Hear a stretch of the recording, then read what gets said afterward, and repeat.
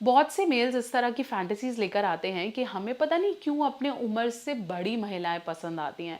मुझे कोई आंटी को देख के बहुत अट्रैक्शन होता है, या ऐसी कोई भाभी है, ऐसी कोई फीमेल है जिसको देख के मुझे ऐसा लगता है यार I want to do with हर।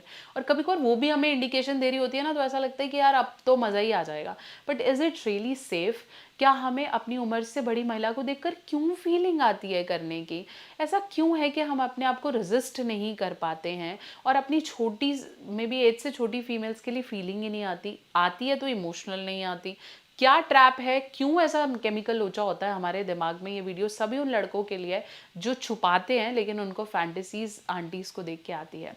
तो चलिए शुरू करते हैं, वीडियो को पूरा अंत तक देखेंगे, चैनल पे नए हैं तो सब्सक्राइब करेंगे।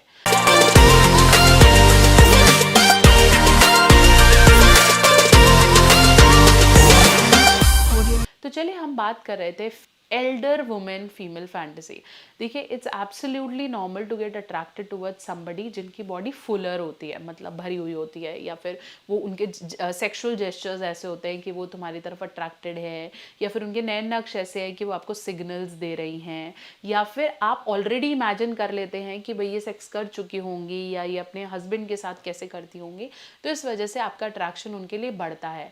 मोर ओवर वो बहुत कंफर्टेबल होती हैं सेक्स के बारे में बात करने के लिए, या फिर लेट्स से नई नई पोजीशंस के लिए या ट्राई करने के लिए, या वो बहुत कंफर्ट लेवल से कनेक्ट करती हैं। जब आप अपनी छोटी उम्र की लड़की से बात करते हैं तो बहुत बार ऐसे होता है कि उसे पता ही नहीं होता, वो कंफर्ट ही नहीं होती, वो कंसेंट ही नहीं देती, उसे समझ ही नहीं आता, उसके अंदर वो इंटेंसिटी ऑफ सेक्स नहीं होता। मोरोवर उसकी बॉडी उतनी फुलर या भरी हुई नहीं होती जो आपको एग्जैक्टली आप इमेजिन कर रहे हो। तो yes, it can be there. उसमें कुछ सही और गलत भी नहीं मैं बोलूँगी। अगर आपको लगता है कि उस तरफ से भी उतना ही लिंक आ रहा है तो you can definitely go for it. Otherwise ये सारे जो रिलेशनशिप्स हैं ना, इनका फ्यूचर नहीं होता। क्यों नहीं होता? क्योंकि अल्टीमेटली आप लॉन्गर टर्म नहीं चल सकते हो। अगर आप जिद करके अपने पेरेंट्स के साथ साथ में रहने भी लगते हो या शादी भी कर लेते हो तो वो लेवल ऑफ अंडरस्टैंडिंग मैच नहीं करती, दुनिया आपको अच्छी नज़र से नहीं देखती, बहुत सारी चीज़ें हैं। But yes, love has no age. अगर आपको लगता है कि आपको सेक्सुअल अट्रैक्शन के बाद वो इमोशनल कनेक्शन मिला and you guys are starting with new family, everything is going fine, then there is no judgements about it, आप अपनी लाइफ स्टार्ट कर सकते हैं।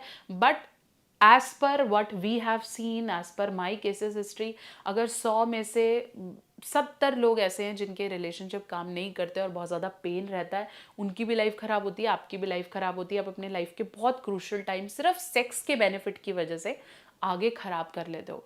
दूसरी चीज़ जो ध्यान रखने वाली है, जब आप पास्ट में किसी ऐसे के साथ कर चुके होते हो ना जो सेक्सुअली बहुत एक्टिव रहता है, फिर आपका पार्टनर नहीं कर पाता, आपको कोई सेक्सुअल इश्यूज शुरू हो जाते हैं, आपको प्रीमेच्योर इजैकुलेशन शुरू हो जाता है, आप अपनी पार्टनर के साथ नहीं कर पाते और आपकी भी मैरिज ख़राब हो जाती है।